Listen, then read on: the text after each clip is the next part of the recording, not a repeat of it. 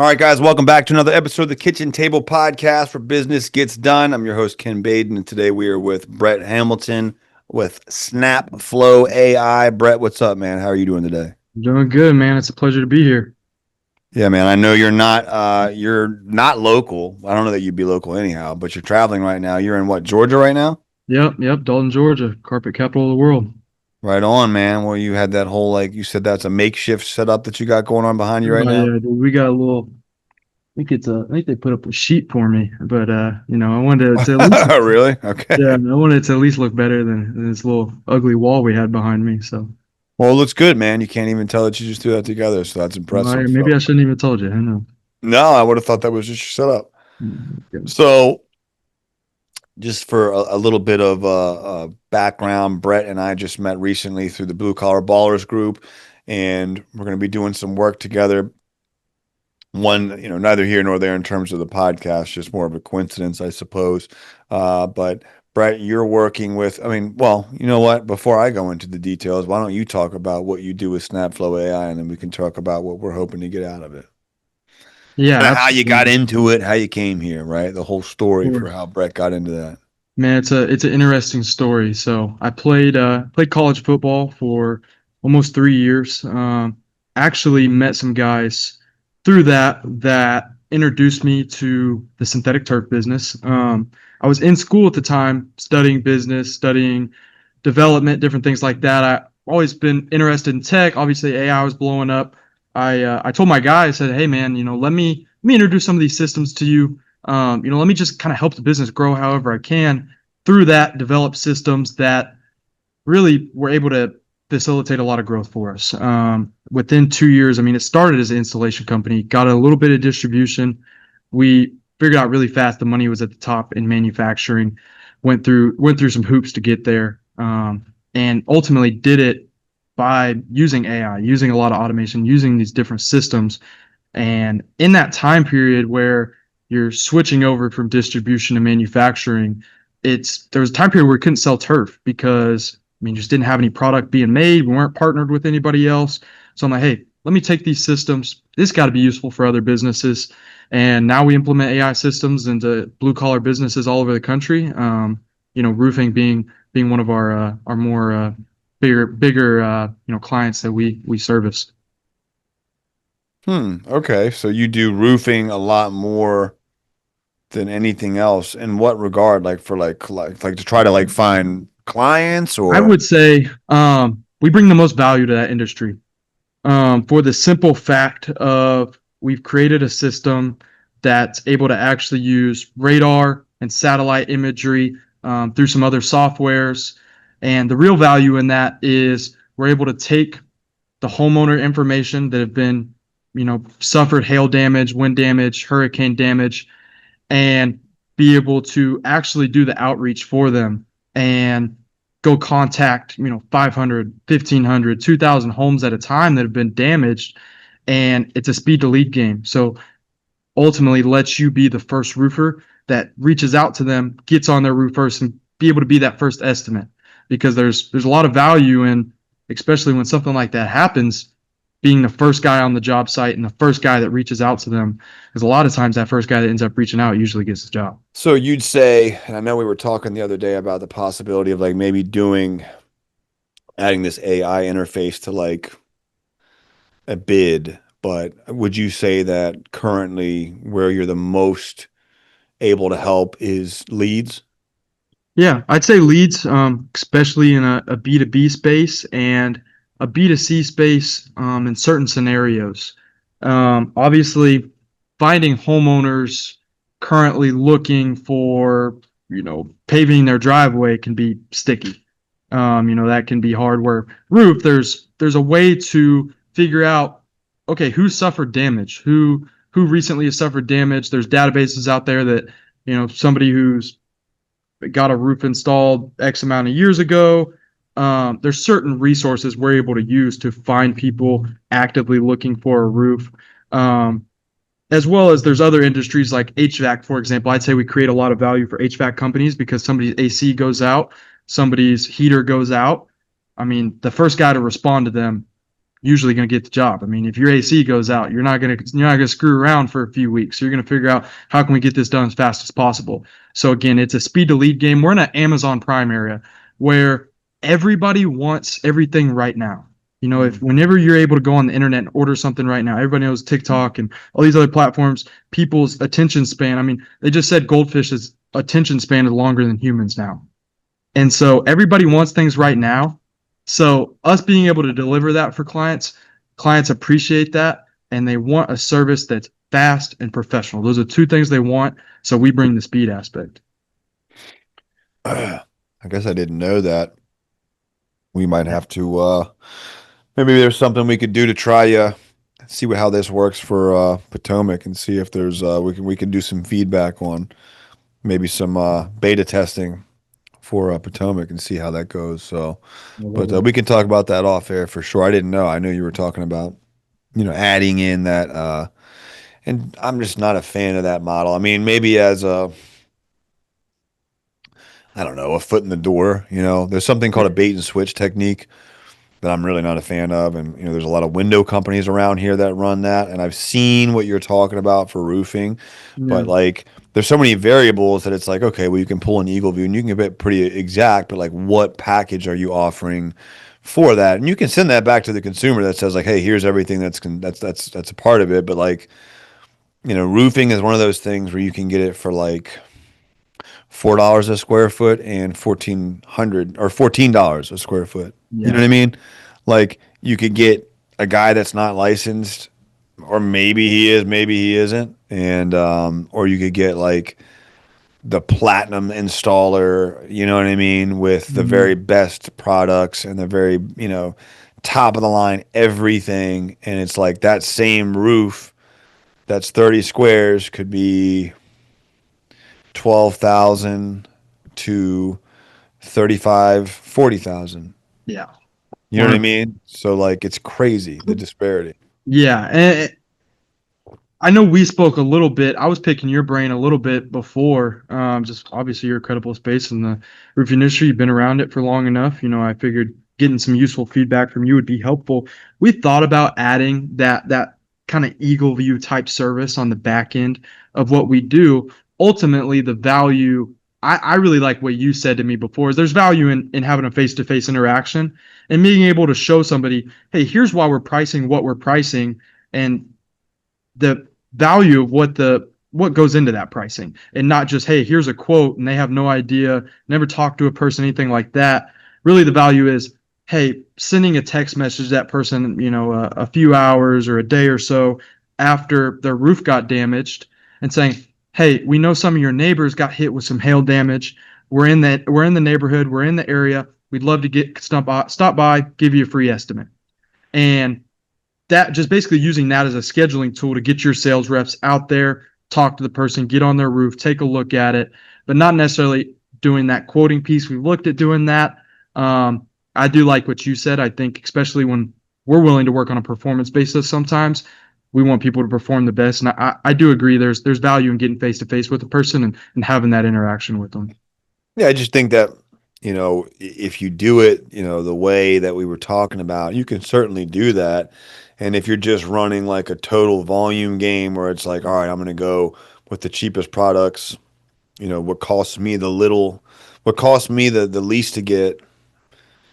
But that's just the opposite of how we run, man. We run with we want to offer the best products, the best pricing for the best products, but knowing full well that we're never going to be the cheapest company. You know what I mean? Absolutely. Like And we'll never be the cheapest company. We will be likely in our market the most fairly priced for the best products. You know what I mean? We're offering what I consider the Porsche or Ferrari of the roofing systems, for a very fair price. absolutely. And And that's yeah, the best way. That's the best way to run a business model, in my opinion. Just because there's so many guys out there that they're just going to come into a market and they're going to say, "Hey, I want to be the lowest price," and they're going to cut cost on material or labor, and just there's so many different ways they're going to cut costs that's going to ultimately long term impact the homeowner.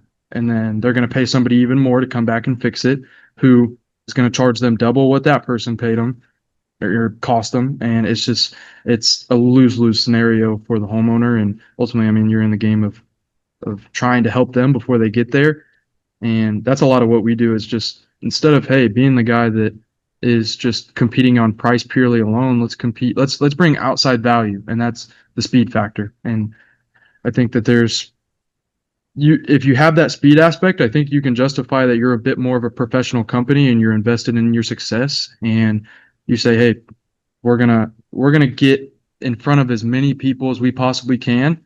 We're gonna maybe we're gonna get more jobs from that, but we're gonna be able to how do I word this? You're gonna be able to charge a higher rate because we're helping you get in front of more people. You're not the 10th guy to the door. You're the first Mm. guy to the door. So you're gonna get more jobs because of that, and you're gonna be able to charge more premium rates. Yeah, I like that, man. Like I said, we might have to have a conversation about that. What is, tell me a little bit more about, sounds like using AI. AI is such a big thing we hear about these days. How are you using it? And, what do you see the future of it being kind of in this market? It's just something that we hear so much about, but I think a lot of people are still kind of trying to just scratch the surface on where it's being used. Yeah. No, I love that question. They just actually put out, I put a tweet out, Facebook post about it. It's called AI 2027. And they just basically, it's an open AI researcher who had put out a prediction on where AI is going. Um, it's coming for all the white collar jobs. And that's 10 years ago, 20 years ago, they would say, hey, AI is it's gonna take all the blue collar jobs, man. It's all those guys are gonna be out of a job, and it's the polar opposite. All the creative jobs, all the guys writing documents and the guys writing Excel spreadsheets, they're the guys who are being replaced. And I think that the winner of AI is going to be blue collar businesses because there's going to be the most need for it. How long is it going to be for a AI to be able to put in a roof or do electrician work or fix pipes? Like it's just I don't know when that's coming. If it does, I mean I guess it's gonna be 20 years from now.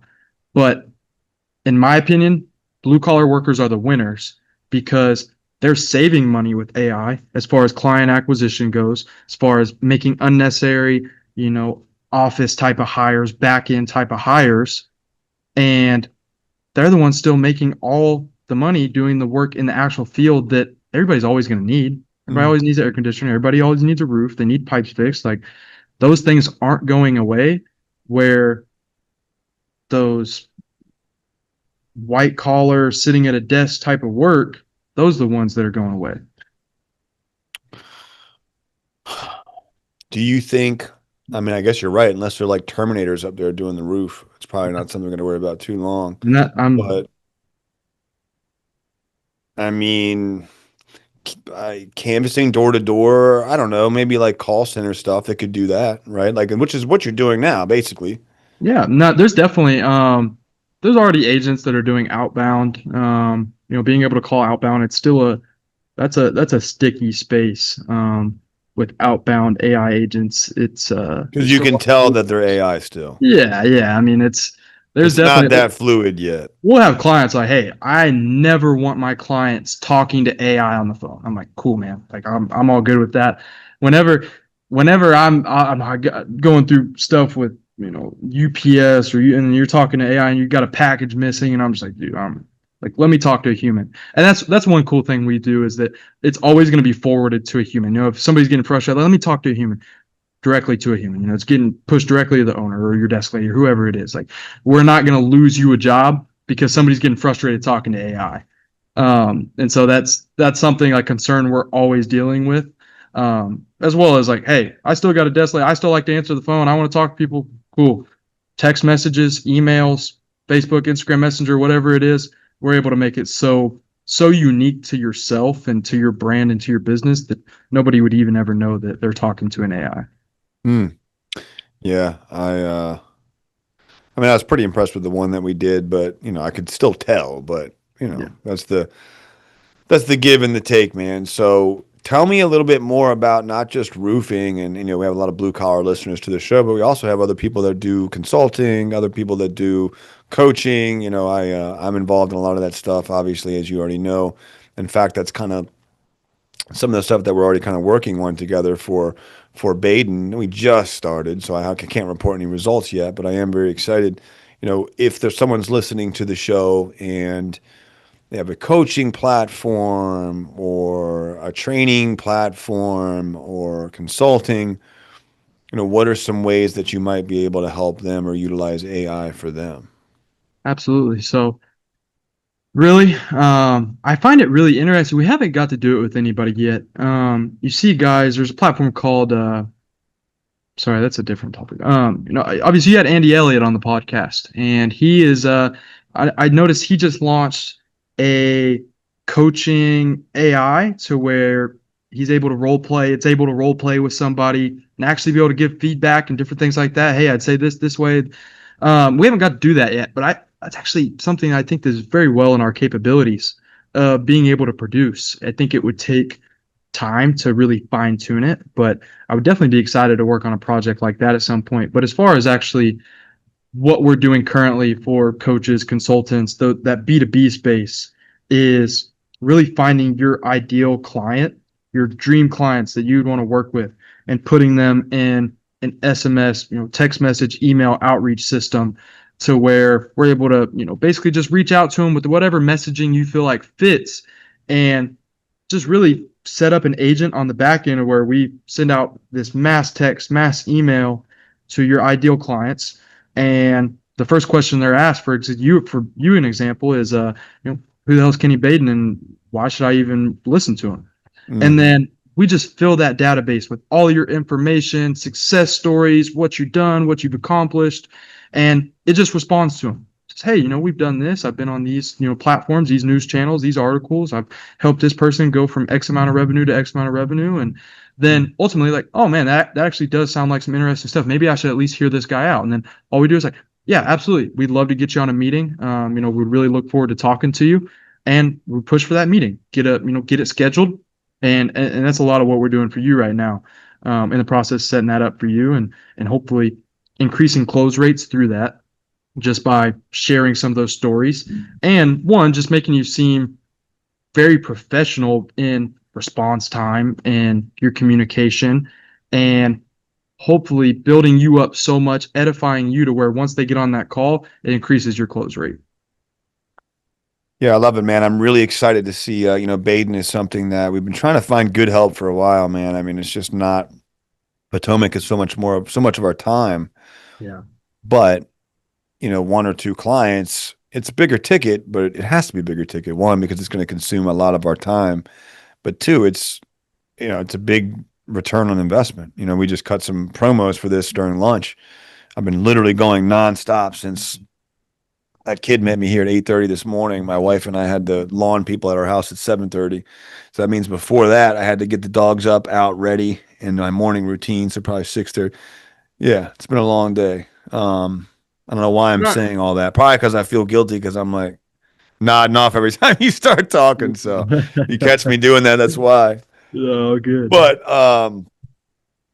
the thing that I think we are most excited about is trying to find like one or two more clients for the rest of the year because that's it. I mean, that's a full year for us, because we really take one or two on for a whole, I'd say usually a whole quarter, but I don't know. You and I asked, and we probably can take on maybe eight, I don't know. We haven't really pushed it. Usually, I guess my point is if it wasn't for someone like yourself, we'd probably only be looking for that because that's all we really, you know, it's you can find one or two relatively. I'm talking to one right now, and it's like I could probably land that pretty easily just through my network, but we've never actually had a successful ad campaign and see where that can kind of go. And, with John and a couple other things that we're working on, we could probably handle probably more than that, really. It just depends. But Yeah. um, No, and I'm excited to see how it happens. you spoke on a lot of good stuff right there, and obviously it is high ticket, but from everything I've seen of the program,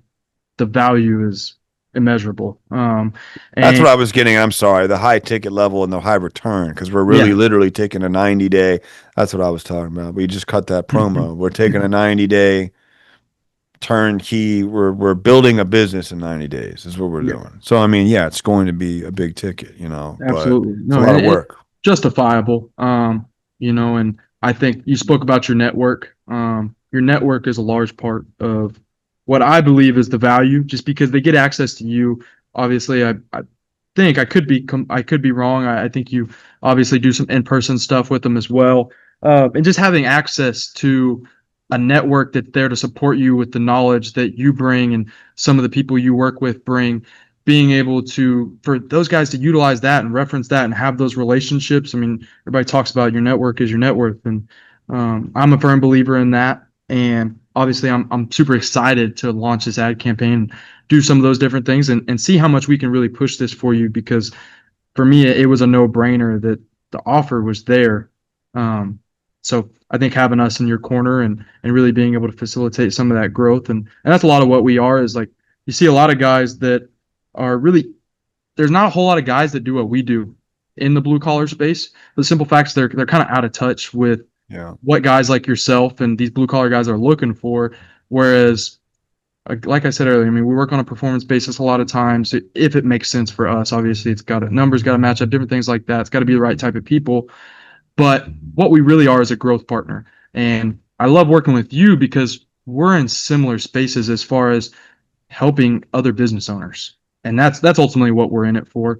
Is I like seeing the results that clients get and seeing the excitement and the numbers start genuinely seeing those graphs start to increase. And so having both of our types of business models in their corner as a growth partner for somebody, I think is immeasurable in value.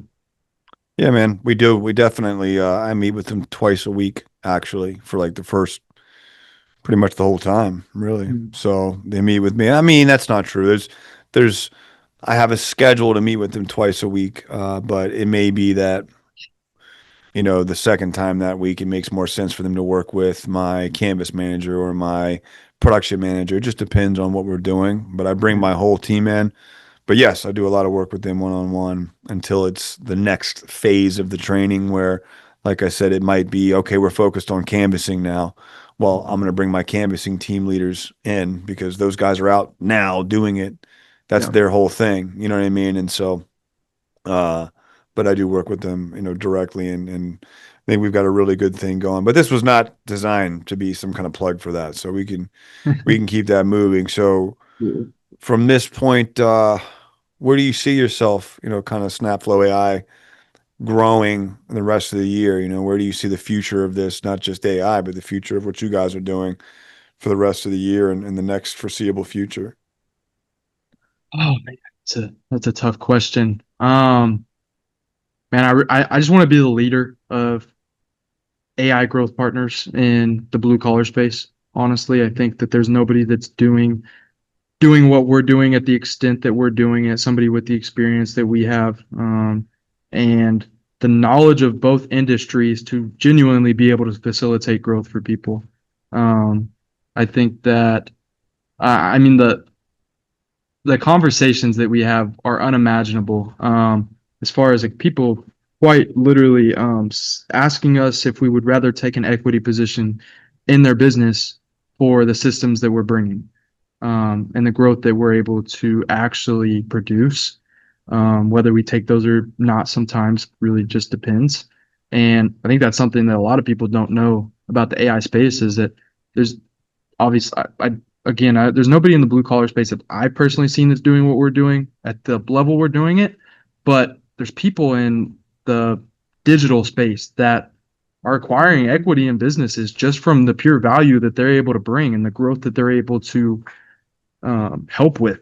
Hmm. And so as far as the next year and how it goes on, really trying to ramp things up with, we're about to launch some paid advertising campaigns, and I think we really productized some things to where we really fine tuned it of how we can just plug it into a business and help start seeing results from month one. So I'd say really just becoming that number one go-to guy in the AI space for blue collar, and it's really there's a lot of industries at tipping points to where there's going to be guys that are absolutely dominating markets, and then there's guys that are going to be falling into irrelevance just because they don't want to. They're scared of what AI can do for them. They're scared of where it's going, and they're not even willing to have a conversation about how it can help them. We're doing a conference. It looks like maybe towards the end of August. I don't know. I've got to figure out because I didn't think about the whole fact that I'm about to have a kid in September. But my wife would kill Congratulations, me. man.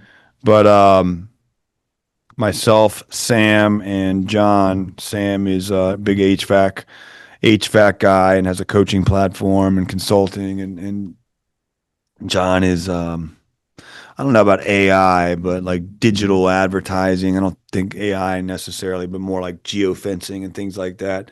Okay. Um, but either way, the whole emphasis is on like door to door for blue collar companies. Yeah. So, between that, blue collar ballers, and some other things I'm working on.